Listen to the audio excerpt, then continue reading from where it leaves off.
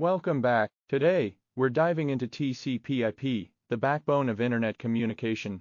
TCP/IP stands for Transmission Control Protocol and Internet Protocol. Let's break it down.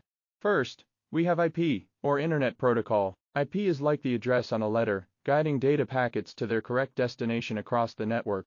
Next, TCP, or Transmission Control Protocol. TCP ensures data is sent accurately and in the right order. It splits data into packets, sends them out, and then reassembles them at the receiving end.